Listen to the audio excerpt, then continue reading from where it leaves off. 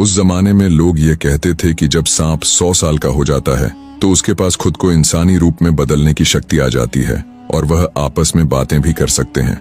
दोनों सांप भी पुराने महल से उस बारात के पीछे पीछे आए और उस शीशम के वृक्ष पर बैठकर आपस में बातें कर रहे थे। नाग ने नागिन से कहा, क्या तुमने देखी ये बारात? उसने कहा कि हाँ, मैंने देखी। नाग कहा कि ये बारात नकली है। तब नागिन बोली, कैसे एक दूल्हा नकली हो सकता है? तब नाग दुखी होते हुए बोला, इस पालकी में जो दूल्हा है वह नकली है और वह एक पुतला है।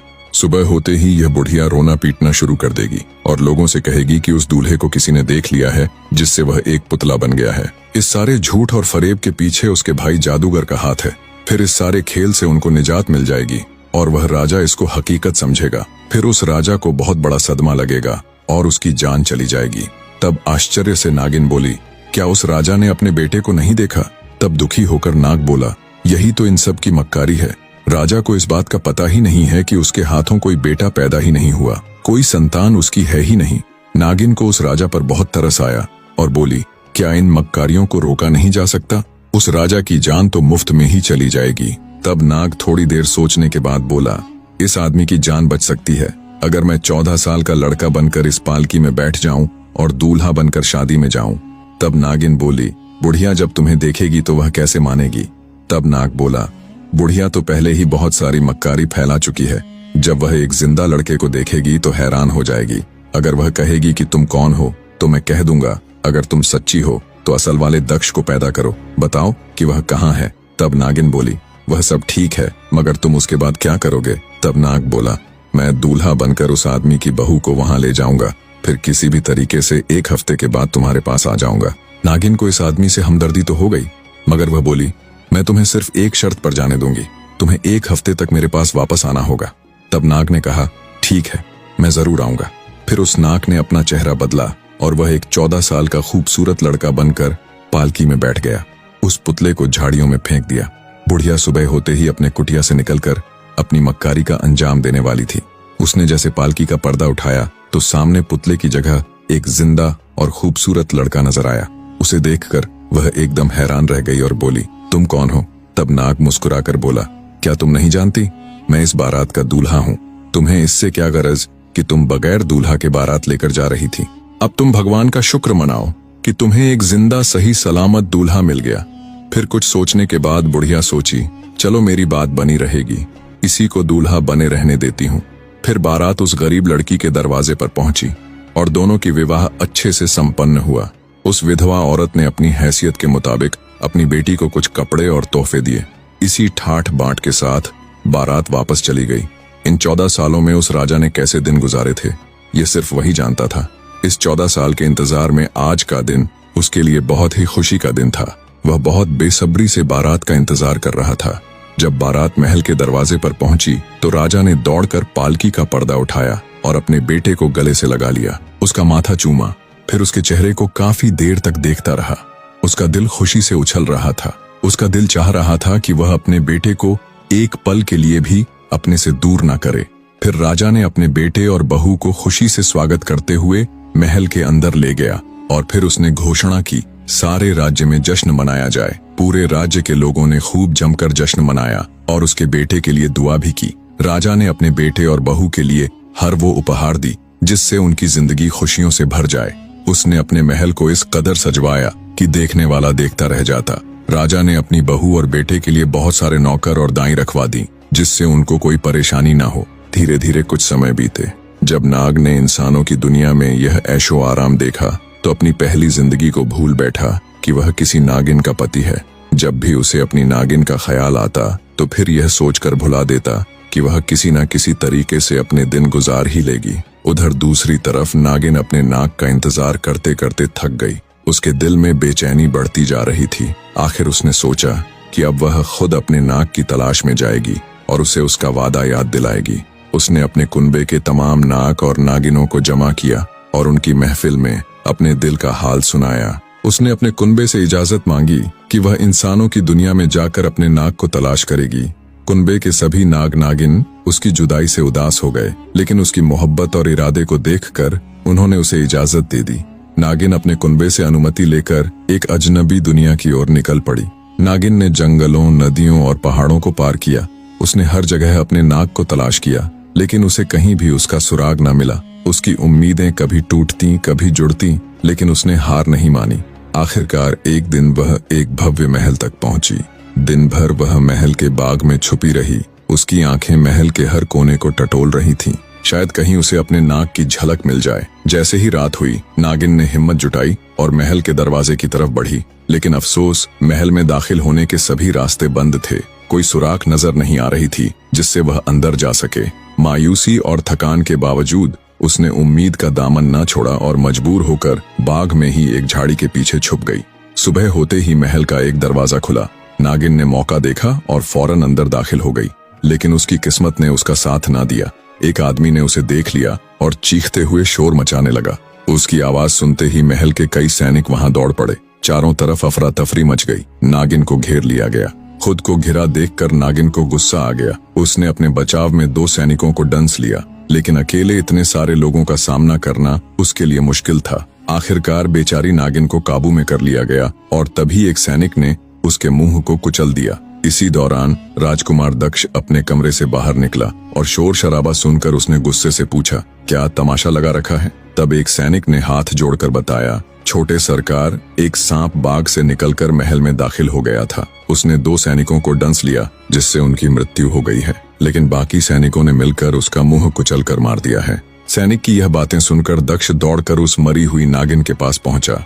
उसे देखते ही उसकी आंखों में आंसू भर आए, क्योंकि उसको याद आया कि वह अपने पहली पत्नी नागिन के साथ बेवफाई करके अकेला छोड़ आया था, और अब उसकी मोहब्बत और वफा के जज्बे का यह अंजाम देखकर वह बहुत दुखी हुआ। बहुत देर तक वह नागिन की लाश के पास बैठकर फूट फूट कर रोता रहा।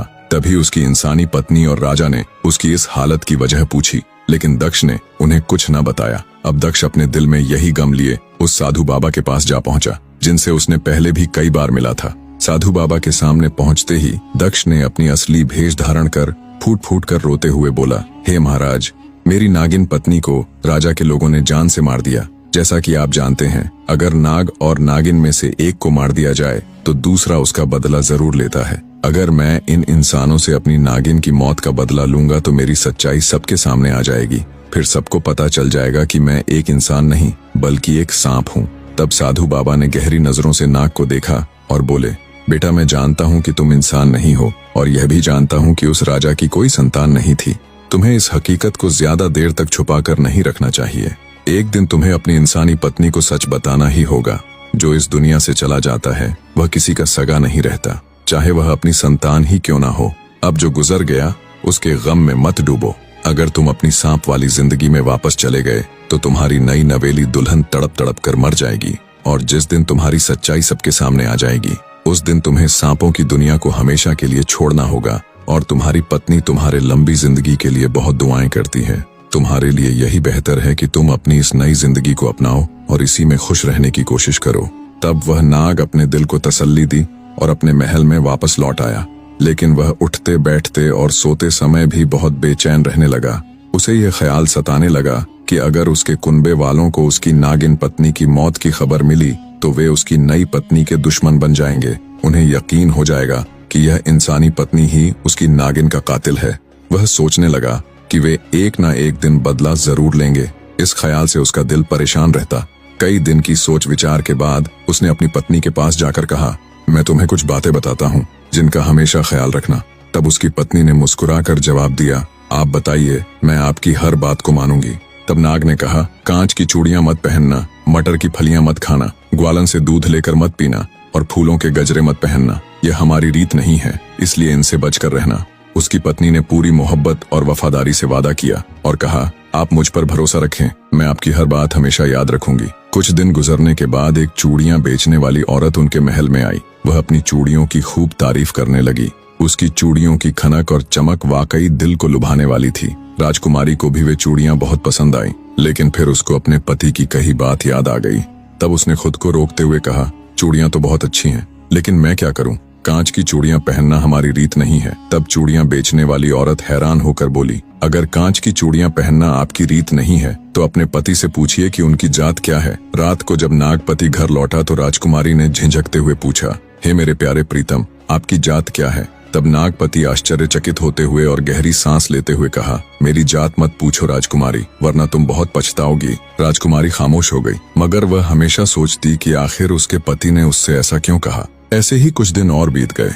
फिर एक रोज उसके महल में एक मालन फूलों के गजरे और मटर की फलियां बेचने आई। उसने अपनी चीजों की इतनी तारीफ की कि राजकुमारी का दिल उन पर आ गया, मगर उसने खुद को फिर रोका और कहा, फूलों के गजरे पहनना और मटर की फलियां खाना हमारे खानदान की रीत नहीं है। तब मालन ने हैरानी से कहा, अगर ऐसा है तो अपने पति से उनकी जात जरूर पूछना।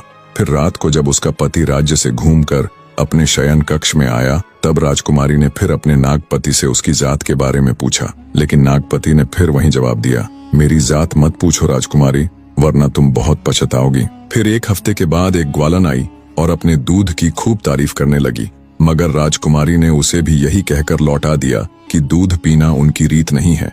ग्वालन ने भी जाते जाते वही सवाल किया, रानी साहिबा अपने पति की जात जरूर पूछिए। तब यह सुनने के बाद राजकुमारी गुस्से में अपने कमरे में आ गई और बैठकर सोचने लगी कि आखिर चूड़ी बेचने वाली ने भी यही कहा और मालन ने भी, और आज यह ग्वालन ने भी मुझसे पूछने को कहा और मैंने अपने पति से पूछा भी, लेकिन उसने मुझे पछताने का हवाला दे दिया। आखिर उन्होंने ऐसा क्यों कहा और इन लोगों ने मुझे यह पूछने को क्यों कहा। अब राजकुमारी का मन में हजारों सवालों ने जन्म ले लिया। तब उसने सोचा, इसका क्या राज है। उसने प्रण किया, आज तो वह अपनी पति की जात पूछ कर ही रहेगी, चाहे कुछ भी हो। अब राजकुमारी पूरे दिन हैरान परेशान अपने कमरे में बिना खाए पिए बैठी रही। जब रात का वक्त हुआ तो राजकुमार घुड़सवारी करके अपने महल में आया। इधर राजकुमारी इंतजार में अपने बिस्तर पर बैठी ही थी। राजकुमार के आते ही राजकुमारी ने फिर से कहा, आज तो आपको मुझे अपनी जात बताना ही पड़ेगा, मैं अब और इंतजार नहीं कर सकती। तब नागपति ने परेशान होकर कहा, अगर तुम्हारी यही जिद है तो सुबह मेरे साथ पुराने महल चलना, जो नगर से बहुत दूर है। वहां मैं तुम्हें अपनी जात अवश्य बता दूंगा। राजकुमारी ने किसी तरह रात गुजारी। सुबह होते ही दोनों पुराने और वीरान महल की ओर चल पड़े। चलते चलते वह उस पुराने महल तक पहुंचे। वहां पर हर तरफ सन्नाटा था। तब नागपति ने अपनी पत्नी से आखिरी बार कहा, मैं तुमसे एक बार फिर कहता हूँ रानी, मेरी जात मत पूछो, वरना बहुत पछताओगी। लेकिन राजकुमारी अपनी जिद पर अड़ी रही। आखिरकार नाग उसे एक बहुत पुराने घने पेड़ के पास ले गया, जहाँ पेड़ की जड़ों के पास कई छोटे बड़े सुराख थे। नागपति ने उन सुराखों के पास खड़ा होकर आखिरी बार कहा, रानी मेरी जात मत पूछो, मैं फिर कहता हूँ तुम बहुत पछताओगी। मगर राजकुमारी ने कहा, अब तो मैं पूछ कर ही रहूंगी, आखिर तुम्हारी जात क्या है। नागपति मजबूर हो गया। अचानक वह इंसान से सांप बन गया और रेंगने लगा। उसकी पत्नी का दिल तेजी से धड़कने लगा और वह घबरा गई, मगर फिर भी उसने हिम्मत नहीं हारी। उसके दिल में यह ख्याल आया कि कुछ भी हो, यह मेरा पति है और मुझे इसका साथ नहीं छोड़ना चाहिए। उसने अपने रेंगते हुए नागपति को पकड़ने की कोशिश की, मगर नाग ने जल्दी से एक सुराख में अपना मुंह डाला और वहीं अंदर गायब हो गया। जब उसको कहीं भी नाग दिखाई ना दिया तो उसके पत्नी के पांव जमीन पर टिक नहीं रहे थे। अब वह इधर उधर भटक रही थी और दिल ही दिल में अपनी जिद की वजह से पछता रही थी, और अब उसके आंखों से आंसू रुकने का नाम नहीं ले रहे थे। कहानी का अगला भाग बहुत जल्द ही आपके समक्ष उपलब्ध होगा। तब तक वीडियो को लाइक और कमेंट बॉक्स में हर हर महादेव जरूर लिख दें।